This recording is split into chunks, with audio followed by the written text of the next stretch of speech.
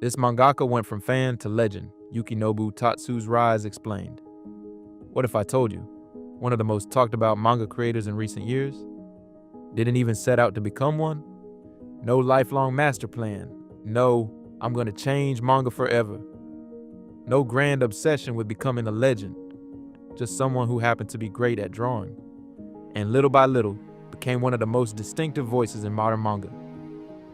Before we get into this, hit that like button right now, because this story is way bigger than just manga. It's about talent, persistence, and what happens when someone quietly keeps improving until the world has no choice but to notice. Let's talk about Yukinobu Tatsu. At first, Tatsu wasn't chasing the dream the way you might expect. He did not grow up locked in on becoming a professional mangaka. From what we know, he was just naturally good at drawing. The kind of good that gets noticed early. Winning awards, sketching easily, standing out without forcing it. But that wasn't even the center of his life. A lot of his time was spent playing baseball and just living normally. No dramatic, this is my destiny moment. Not yet. And that's what makes his story so interesting.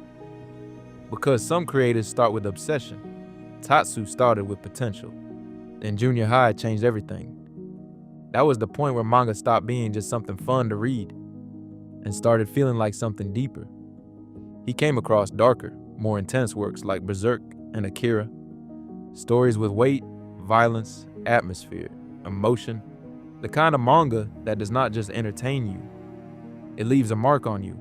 And once that happens, you do not look at the medium the same way anymore. That is when the shift started. Because suddenly, manga was not just cool, it was powerful. It could disturb you, move you, stay in your head. And for someone like Tatsu, that kind of discovery changes everything. Now this is where the story gets real. Because talent alone did not make him famous, not even close. Tatsu started creating manga early, works like Seigi no Rokugo and Fireball. And on paper, that sounds impressive. But these were not breakout hits. They did not explode. They did not turn him into a major name overnight. Most people never heard of them. And this part matters. Because this is where a lot of creators disappear. This is the phase nobody celebrates. The phase where you are working, improving, putting things out into the world, and almost nobody notices. No spotlight, no huge fan base, no proof that it is all gonna pay off. Just silence. And that kind of silence kills a lot of careers. But not his. Because instead of fading out, Tatsu kept going. And then he made the move that changed everything. He became an assistant. But not just anywhere. He worked under Tatsuki Fujimoto, the creator of Chainsaw Man and Fire Punch. He also worked with Yuji Kaku, the creator of Hell's Paradise.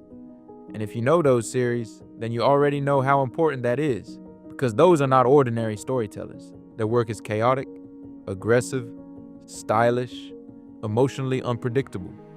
They break rhythm, they take risks, they do things that feel weird, bold, and impossible to ignore. So imagine being surrounded by that kind of creative energy every day. That was not just a job, that was training, high-level training, the kind that sharpens your instincts, the kind that teaches you pacing, impact, panel flow, emotional timing, and how to make a story feel alive. And still, even after that, Tatsu was not the star yet. He was still in the background, still learning, still building, still waiting for his moment. Then that moment finally came, Dandadan. And the second it arrived, people noticed. Not slowly, not years later, immediately.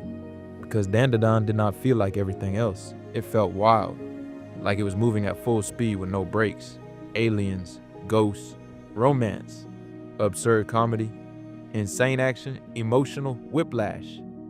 The kind of series that sounds ridiculous when you explain it, but somehow becomes impossible to stop reading. And that is what made it special. Not just that it was weird, but that it was weird with control. Underneath all the chaos, there was craft. Underneath all the insanity, there was structure. Underneath all the humor and madness, there was real emotional momentum. That is why Dandadan hit so hard.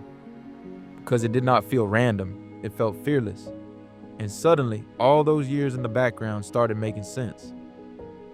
That is what makes Tatsu's rise so satisfying. Because none of it feels accidental. The overlooked early works, the years as an assistant, the time spent learning under creators who were pushing manga in bold directions. None of it was wasted, it was preparation. That is the part people miss when they look at success from the outside. They see the breakout, they do not always see the years of invisibility that built it. But in Tatsu's case, you can feel all of that history inside Dandadan. The speed, the confidence, the unpredictability, the sharp tonal shifts, the willingness to go from ridiculous to emotional in an instant. That kind of storytelling usually does not come from nowhere. It comes from years of building the skill to pull it off. Quick pause. If you're still watching, subscribe and ring the bell right now, because stories like this hit different when you really understand what it took to get there. Here's the truth that makes Yukinobu Tatsu's story so powerful. He could have stayed invisible. He could have become one more talented name buried in the background, one more assistant people never noticed, one more creator who had skill but never got the moment. That almost happens to people all the time, but Tatsu stayed with it. He kept improving when nobody was praising him. He kept learning when nobody was watching. He kept building when there was no guarantee it would ever lead anywhere. And when his chance finally came, he was ready. That is why this story matters. Because it is not just about becoming successful. It is about becoming undeniable. And there is a difference. A lot of people want the moment. Very few survive the years it takes to be ready for it. Tatsu did. And that is why he did not just go from fan to professional. He went from potential to persistence to legend. Now I want to hear from you. Who is your favorite character in Dandadan? Drop it in the comments. I already know some of you are going to say Okarun. And if this story inspired you, share this video with someone who needs to hear it. Because sometimes the people who change an industry are not the ones who start with the biggest dream.